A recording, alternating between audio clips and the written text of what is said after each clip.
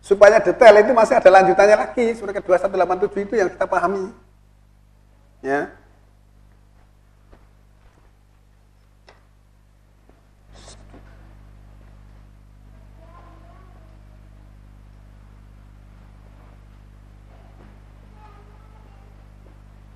Intinya ada di sini.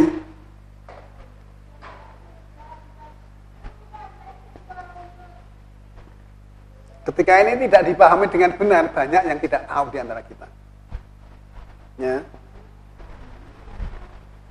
Ukhila lakum lailata syam rafasu ila nisaikum. Dihalalkan bagi kamu pada malam puasa, rafas dengan istri-istri kamu, bercampur dengan istri-istri kamu. Malam puasa halal. Nah, kalau misalnya secara sederhana, kalau malamnya halal berarti siangnya haram, kan gitu loh. Kita sedang berpuasa. Sono bodone kan gitu kan. Nah, terus kemudian huna libasul lakum wa antum libasul lahuna. Mereka itu pakaian bagi kamu dan kamu juga pakaian bagi mereka. Antara suami istri itu pakaian. Pakaian harus dipakai. Tetapi pada bulan Ramadan makainya harus pada malam hari. Tidak boleh siang hari. Kemudian alimallahu anakum kuntum tahtanuna anfusakum. Fataba alaikum wa afa ankum. Allah mengetahui bahwa sebenarnya kamu itu mengkhianati diri. Nah, artinya apa? Siang hari udah puasa, capek, lelah. Masuk malam hari masih punya tugas. Nanti kan gitu. Redaksinya ini dibalik. Ini ya, alimallahu anakum kuntum tahtanuna anfusakum. Allah mengetahui bahwa sebenarnya kamu itu mengkhianati diri. Fataba alaikum wa afa ankum. Maka Allah telah memberi tobat atas kamu dan memaafkan itu. Tentang apa ya? Kok diberi tobat itu? Nah, di sini loh. Redaksinya dibalik. Fal ana basiruhuna. Maka sekarang gembirakan mereka istrimu tadi itu pada malam Ramadan. Fal ana basiruhuna. Maka sekarang gembirakan mereka. Wabtagu ma kataballahu lakum, dan carilah ya, apa-apa yang telah Allah tetapkan bagi kamu. Nah, sekarang kalau berkeluarga itu menetapkan tentang menggembirakan istri tadi apa kira-kira? Punya keturunan. Nah, ketika ayat ini dilaksanakan dengan baik, berarti manusia Islam, orang-orang Islam itu mesti keturunannya orang yang berbobot, berkualitas. Siangnya dua-duanya berpuasa. Ya, keturunannya dibentuk pada malam hari bulan Ramadan, otomatis berbobot, kualitasnya tinggi. Maksudnya gitu. Maka di sini tadi kalau kamu tak tugaskan begini itu redaksinya kan dibalik ya. Yang jadi merasa berat. Wah, kamu mengkhianati diri. Wah, tenagaku lemes itu. Tapi di sini perintah, wabtahu ma kataballahu lakum. Dan carilah pada apa yang Allah wajibkan bagi kamu atau kamu tetapkan bagimu. Tenagamu loyo ya ora ngomong bar poso, tapi Allah sudah memaafkan dan memberi tobat. Maksudnya gitu. Dari ini kan sebenarnya ada sesuatu yang perlu kita pikirkan.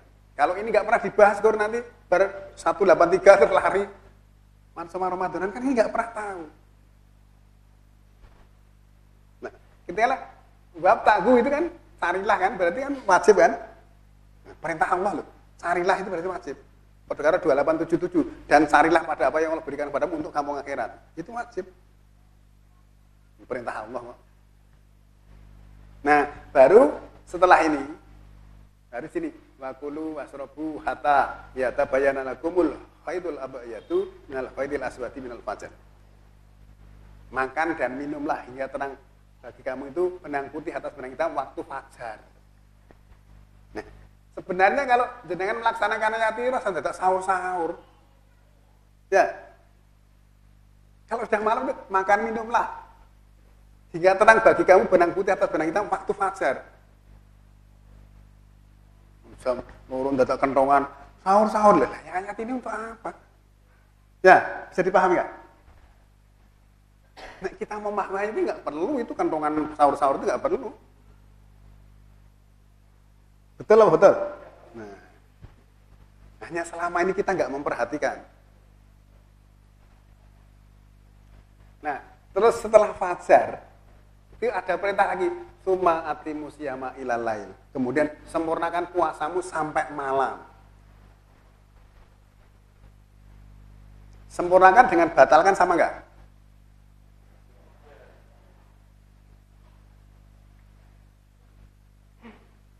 Kemudian setelah fajar, wala tubasiruhunna, jangan gembirakan lagi istrimu itu.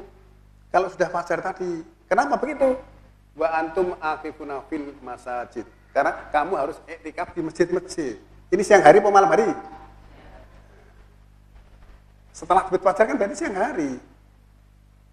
Wala tubasiruhunna, jangan menggembirakan mereka lagi. Nah, setelah itu tilka hududullah, itulah batas-batas hukum Allah. Fala taqrabuha, maka jangan mendekatinya lagi. Nah, kalau misalnya pada bulan Ramadan siang harinya kok di rumah, suami istri di rumah, itu kan pelanggarannya tinggi. Mungkin jenengan pernah dengar, zaman Rasulullah bulan Ramadan itu kalau waktu berbuka itu dikirim, pernah dengar? Nah, berarti kan satu hari itu kan di masjid. Nabi satu hari di masjid, maka dikirim waktu berbuka. Terus pada waktu malam harinya, beliau itu sholatnya di rumah.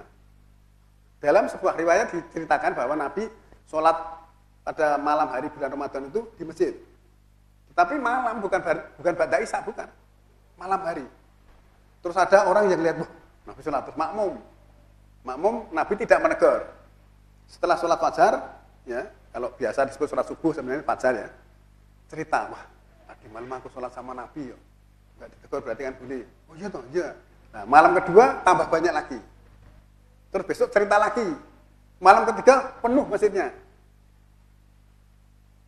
Nah, malam keempat, Nabi sengaja tidak datang ke masjid, sholatnya di rumah dengan keluarga.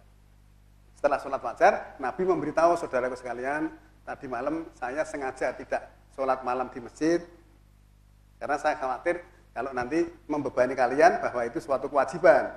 Nah, padahal malam Ramadan kewajibannya ini. Itu loh pengertian. Nabi mesti paham toh. Kewajibannya menggembirakan istri tadi dan mencari apa yang ditetapkan tadi, dan itu merupakan batas-batas hukum Allah.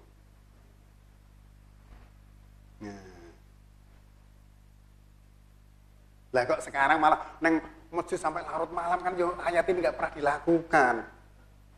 Ya, jangan pernah melakukan ayat ini? Padahal ini perintah loh. Terus kemudian kadzalika yubayyinullahu ayatihi linnasi la'allahum yattaqun. Ini juga sama. Seperti itulah Allah menerangkan ayat-ayat yang untuk manusia semoga mereka bertakwa. Sama dengan surat kedua 183 tadi. La'allakum tattaqun. Ini juga semoga mereka bertakwa. Bukan supaya mereka dapat ampunan, tidak. Nah, nek diteliti itu masih hampir mayoritas kita ini belum pernah melakukan ayat ini karena nggak pernah dibahas sama sekali. Wah, nanti orang Ramadan itu sudah mohon minta maaf lahir batin lah. Minta maaf itu tidak harus menunggu Ramadan. Surat ketiga 135 misalnya seperti itu gimana itu? Ketika melakukan perbuatan fahisah itu supaya segera mohon ampunan kepada Allah.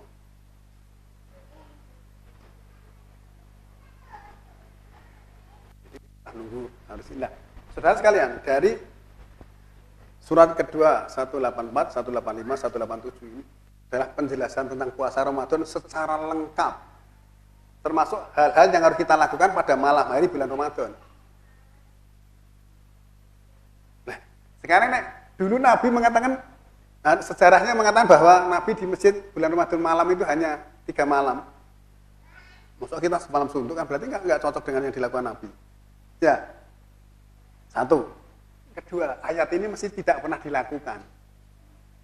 Satu hal yang perlu diperhatikan bahwa di dalam ayat ini tadi, setelah makan minum sampai terbit fajar, maka Allah menegaskan, summa atimus syama ilal lail, kemudian sempurnakan puasamu sampai malam. Nah, malam itu ukurannya seperti apa? Nanti kita bahas.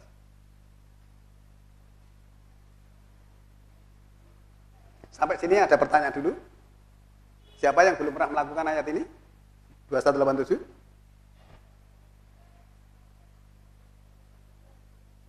Silakan. Assalamualaikum warahmatullahi wabarakatuh. Waalaikumsalam. Selama ini kita mengetahui bahwa untuk menentukan bulan Ramadan itu biasanya sidang isbat atau kita melihat bulan gitu. Tapi di sini tadi tidak diterangkan demikian. Lalu bagaimana cara yang tepat untuk menentukan hal tersebut, Pak Guru? Terima kasih. Ya, saya katakan tadi bahwa di situ kan ayatnya faman sahida minkumus sahro faliyasum. Sahro itu tidak bisa dilihat. Siapa yang membuktikan dari kamu bahwa sahro itu adalah Ramadan, hendaklah mempuasakannya. Berarti itu adalah perhitungan astronomi. Tidak melihat komar. Ayatnya bukan man ro'a komaro, tapi faman sahida minkumus sahro. Nah di situ mestinya para ahli kita itu harusnya yang terutama yang paham tentang ilmu astronomi, karena kami lihat bahwa di negeri kita ini ada juga yang sudah setiap tahun itu membuat perhitungan. Artinya tidak terpancing atau tidak terpengaruh dengan adanya sidang isbat maupun juga melihat bulan tadi. Istilahnya teropong-teropong tadi. Sebelumnya sudah menentukan. Seperti kita kan sudah lebih dari 15 tahun kita bikin kalender. Nah, setiap terjadi peristiwa misalnya gerhana, kita juga mencari data. Pada waktu dulu tahun baru itu mereka baru mulai sekarang. Ternyata bulannya sudah tinggi sekali, tak potret, tak kirimkan teman-teman gitu.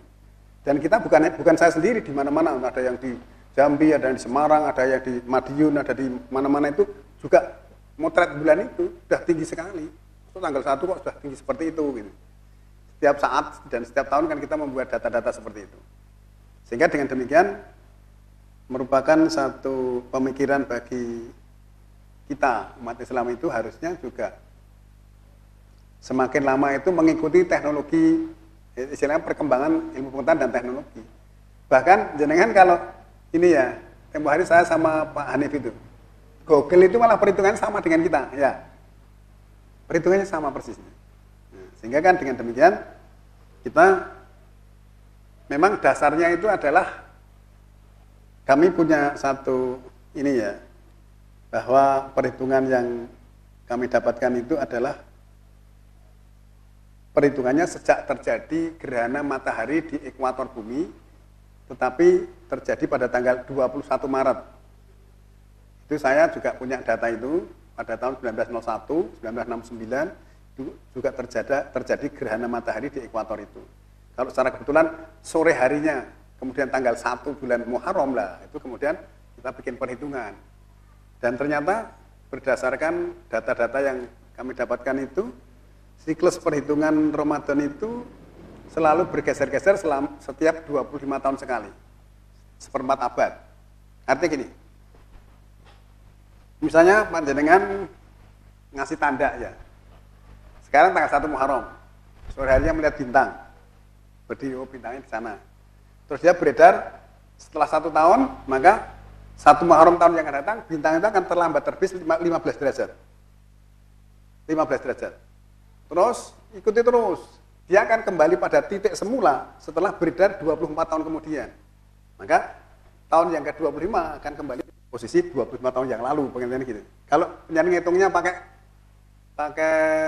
penanggalan Samsiah, ya, lunar year itu ya.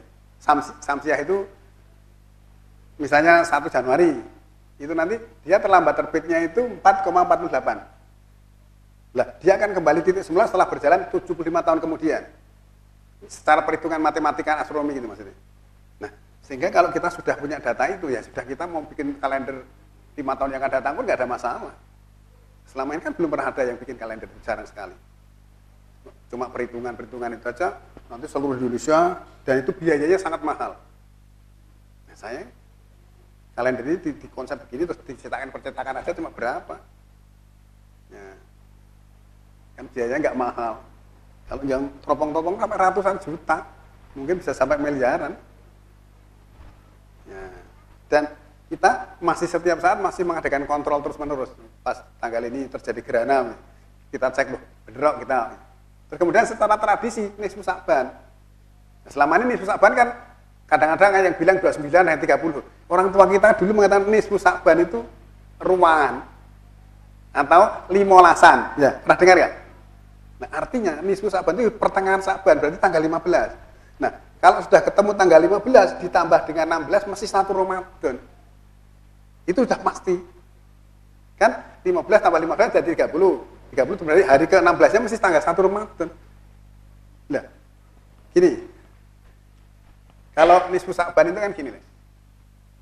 Misalnya ini di barat ya, ini timur. Pada saat bulan muncul, matahari tenggelam. Lurus itu. Tapi kalau walaupun bulat kepeng, matahari tenggelam, tapi ini ternyata sudah tinggi, berarti bukan nisfu Sa'ban. Ini harus pas, jadi gini bareng gitu. Jadi pas matahari tenggelam, ini muncul bareng gitu. Tapi kalau ada kan, jangan wah bulan ini bulan sekali, tapi matahari baru tenggelam, dia sudah tinggi, ini sudah lewat berarti. Ini istilahnya cara bodoh lah. Secara tradisi orang desa, saya orang desa, jangan kan orang kota. Nah, dengan cara begini sederhana. Kalau sudah ketemu nisfu Sa'ban ditambah 15, hari yang ke-16 mesti 1 Ramadan. Itu contoh yang gampang. Nek perhitungan tadi memang rumit, tetapi saya sudah punya datanya. Ya. Sehingga setiap tahun saya membuat kalender, dan alhamdulillah selama sekian tahun itu selalu cocok dengan fakta. Nanti tak cocoknya gue di Google ya cocok gitu. Bukan kebetulan, kita kan bikinnya kan terus menerus. Kita juga mencari-cari data. Pas wah ini tanggal ini benar kok. Kemarin yang nisfu Sa'ban itu ada yang melihat? Dari teman-teman ada yang melihat? Nah, kan yang kalender jadi tak tulis itu tanggal sekian nisfu Sa'ban itu orang membuktikan. Ternyata cocok itu. Ya, itu ya Mas Erik ya. Mungkin masih ada? Oh ya. Sebentar, belakang dulu ya. Menyambung dari pertanyaan Mas Erik tadi Pak Guru. Ya. Bahwa puasa itu kan hari-hari berbilang. Tapi dulu saya mendapat pelajaran begini, bahwa Nabi itu dulu puasanya kebanyakan 29 hari. Tapi setelah saya mengadakan pengamatan bahwa pengamatan saya entah benar atau salah, pada sidang isbat itu kebanyakan puasanya 30 hari. Kebanyakan 30 hari.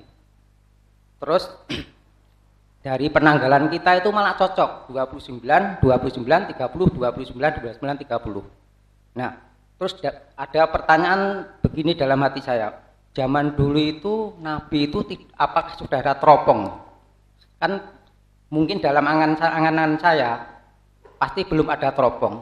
Terus bagaimana penentuan Nabi dulu itu menentukan tanggal 1 Ramadan? Apakah dengan nisfu Sa'ban itu tadi Pak Guru? Ya. Sekarang saya tanya, surah ke-2187 tadi kira-kira Nabi paham nggak? Paham. Nah, mesti nek paham mesti Nabi menjelaskan berdasarkan itu. Nek misalnya Nabi sampai tidak tahu, tanya sama Jibril. Wong guru ini Jibril kok. Gitu loh. Nah, iya lah logikanya gitu. Tapi Nabi tidak mungkin menjelaskan berdasarkan astronomi karena masyarakat kaumnya pada saat itu belum sanggup untuk memahami. Jangankan waktu itu saya katakan, sekarang diberitahu aja juga masih banyak yang bantah. Wah, kuwi gur karmu dewi. Nah, kalau semuanya dibantah, selamanya kita akan tertinggal. Saya contoh ya, mulai kata itu jalan kaki, terus nulis-nulis, itu kan ketinggalan. Loh, jenengan rumah dipasang CCTV, bisa dimonitor dari manapun lewat HP. Jenengan ngunci mobil dari jarak jauh bisa, buka dari jarak jauh bisa. Sekarang yang terbaru ada, menghidupkan mesin dari jarak jauh bisa. Misalnya mobil jenengan kepanasan, dihidupkan dulu mesinnya. AC-nya dihidupkan. Begitu nanti jenengan sudah dingin, itu bikinan manusia. Lah masa Allah kok nggak ada teknologinya seolah-olah manual. Nyatet itu kan nanti ngaco. Nah, maka saya katakan bahwa Nabi pasti paham tentang ini. Kalau paham itu dilaksanakan. Karena Nabi punya guru yang mesti tanya sama gurunya. Nah, kalau kita kan juga disuruh bertanya kan, surat 16:43, 2:7 itu. Fas'alu ahla dzikri in kuntum la ta'lamun. Bertanyalah kepada ahli dzikir jika kamu tidak tahu, gitu kok. Mestinya kalau Nabi bertanyalah kepada Jibril kalau kamu nggak tahu mesti gitu. Ya ini cuma angan-angan saya sendiri, tapi mesti begitu, gurunya memang Jibril kok. Ya, gitu ya Mas.